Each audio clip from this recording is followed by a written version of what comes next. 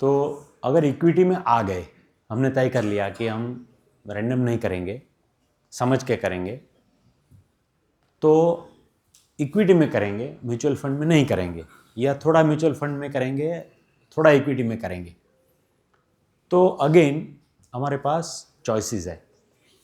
In this context हमारे एक मित्र है, वो रोज़ मिलते हैं, वो काफ़ी मजाकी आदमी है, बहुत सारे अच्छे अच्छे जोक्स कहते हैं। तो वहाँ एक कह रहे थे कि भाई वो अपने जो रिलायंस इंडस्ट्री में मुकेश भाई है, वो चोरवाड़ से है। तो उन्होंने ऐसा उनके कंटेक्स्ट में एक ऐसा बना दिया था कि भाई 2 लोग थे चोरवाड़ के और मुंबई साहब के घर चले गए एंटीलिया मिलने को। तो वहाँ जाके बताया कि नमस्ते, तो वो खुश हो गए कि अपने गांव वाले लोग आए।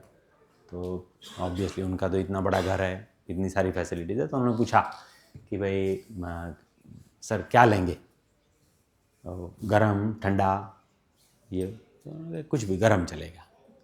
तो कहने लगे कि गरम में क्या लेंगे, सूप लेंगे, चाय लेंगे, कॉफ़ी लेंगे, ये लेंगे, वो लेंगे, 10 ऑप्शन दे। तो नहीं, चाय चलेगी। कहते कैसी चाय लेंगे, वो ग्रीन टी लेंगे, मसाला टी लेंगे, अदरक वाली लेंगे, कोई भी अदरक वाली ले लेंगे। तो अदरक कौन सा लेंगे, अफगानी लेंगे, गुजराती लेंगे। थोड़ी देर बात चली, उन्होंने कहा जय श्री कृष्ण, तो हमारा वक्त हो गया, हम जा रहे हैं। तो ये चॉइस, अगर चॉइस नहीं होता है तो दिक्कत नहीं है। म्यूचुअल फंड लेंगे, लार्ज कैप म्यूचुअल फंड लेंगे, बात खत्म हो गई, राइट। तो ये जो चॉइस है अपने पास, एक बार इक्विटी में हमने तय कर दिया तो अपने पास ये चॉइस है कि हम कहाँ जाएंगे। वेरी इंटरेस्टिंगली, जिसे हम large cap, mid cap, small, micro कहते हैं, अभी ये डेफिनेशन पहले अलग था।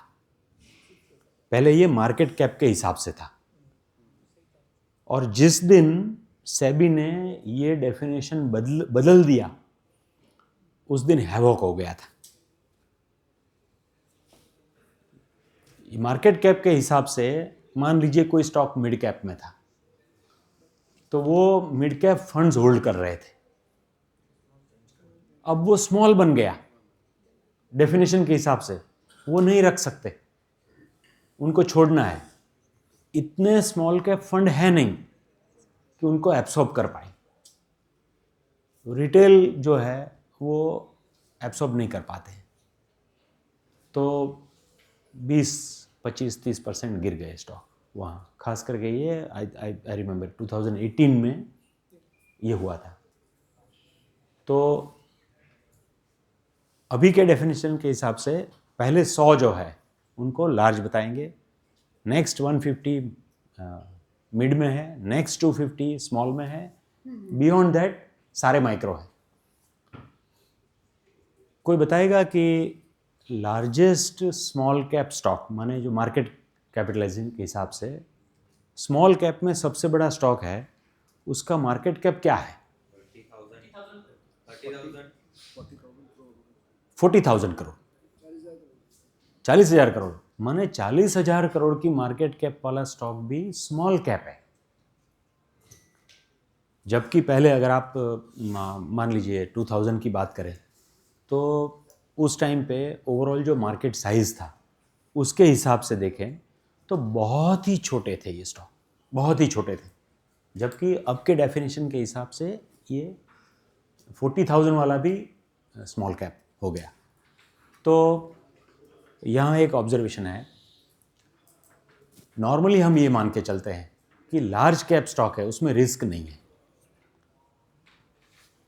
All agree? कोई एग्री नहीं है, ऐसा है कोई? ओके, मतलब बाकी जो है एग्री है, ओके, कंफ्यूज्ड है, राइट।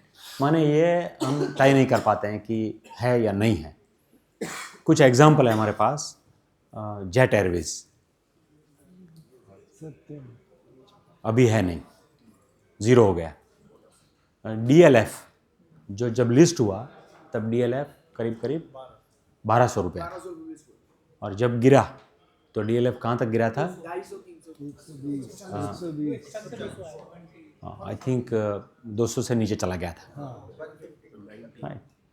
तो ऐसा ज़रूरी नहीं है कि जो लार्ज कैप है वो हमेशा सेफ है, मोर और लेस सेफ है, पर उसको देखे बिना अगर कुछ भी करते हैं तो रिस्क तो वहाँ भी है। नीचे जैसे जाएंगे रिस्क बढ़ेगा। क्यों बढ़ेगा? क्योंकि जैसे दिखाया है, जल्दी डायनासोर को कोई गिरा नहीं सकता। रिलायंस कल को ज़ीरो हो जाए, ऐसा नहीं हो सकता। रिलायंस ज़ीरो हो गया माने, कुछ लोग कह रहे थे, एक इंटरेस्टिंग केस बना था हमारे साथ। एक कंपनी थी जहां हम इन्वेस्टेड थे, वो कंपनी के पास 250 करोड़ की मार्केट कैप में 100 करोड़ रुपया कैश था। वी वर आस्किंग कि सर ये 100 करोड़ रुपया आप रख के बैठे हैं बैलेंस शीट पे, उसका कुछ कर नहीं रहे हैं और उसका इंटरेस्ट आ रहा है 2 करोड़ रुपए। अगर कहीं भी आप HDFC बैंक में रखें, SBI में रखें और फिक्स डिपॉजिट करें तो आपको 7-8% तो आएगा। कुछ ऐसे भी होंगे जहां 12 भी आएगा। लिक्विड फंड में करें। उनका जवाब ये था कि ये MNC कंपनी है, तो उनका कहना था कि हमारी जो पॉलिसी है उसके मुताबिक हम MNC बैंक में ही पैसा रखते हैं।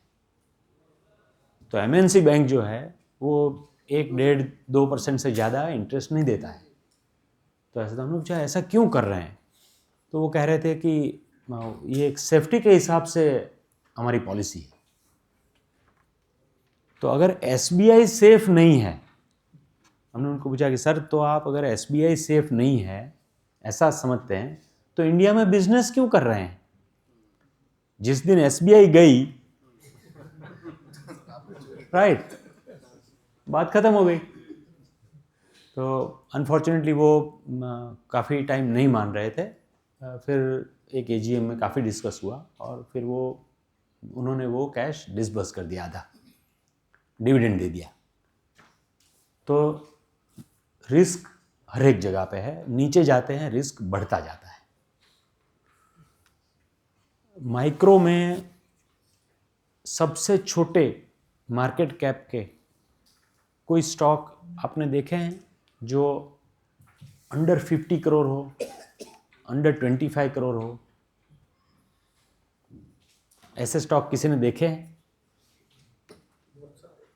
बहुत सारे। ओके। इन जनरल जैसे मैं आपको पूछूं, आप नॉर्मली स्टॉक देखते हैं इन्वेस्टमेंट के लिए, अभी कर रहे हैं आप, तो आप यूजुअली कौन सा देखते हैं? कौन से मार्केट कैप में आप जाना पसंद करेंगे? Mainly small cap. माने स्मॉल कैप में कोई रेंज आपके ख्याल में है कि भाई इतना मार्केट कैप होगा उसमें मैं जाऊंगा? नहीं, ऐसे रेंज नहीं देखता मैं, फंडामेंटल्स अगर कुछ अच्छा लग रहा है तो। ओके, माने ये 20 करोड़ मार्केट कैप का स्टॉक है तो करेंगे आप? अगर उसका मुझे पोटेंशियल दिख रहा है तो। पोटेंशियल दिखता है तो करेंगे, राइट। तो ये हम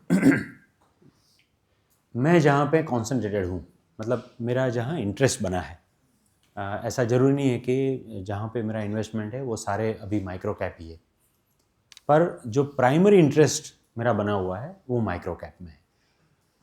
एक डिस्क्लेमर देना चाहूँगा, ये बहुत ही रिस्की स्पेस है।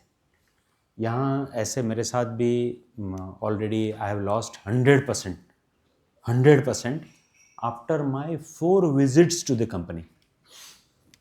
ऐसे केस हो चुके हैं, राइट। तो ये इसमें फेल्योर बिग आते हैं, जहाँ फेल्योर आएंगे तो ये फेल्योर बिग हो सकते हैं अगर आप टाइमली नहीं निकल लिए वहाँ से। और कभी कभी ऐसा हो जाता है कि आपको निकलने का मौका नहीं मिलता है, वो आप एग्ज़िट नहीं कर सकते हो। स्पेशली अगर आपका इन्वेस्टमेंट थोड़ा हैवी है तो निकल जाना बहुत मुश्किल हो जाता है। तो ख़ास करके आई वुड रिक्वेस्ट कि please take this with a pinch of salt.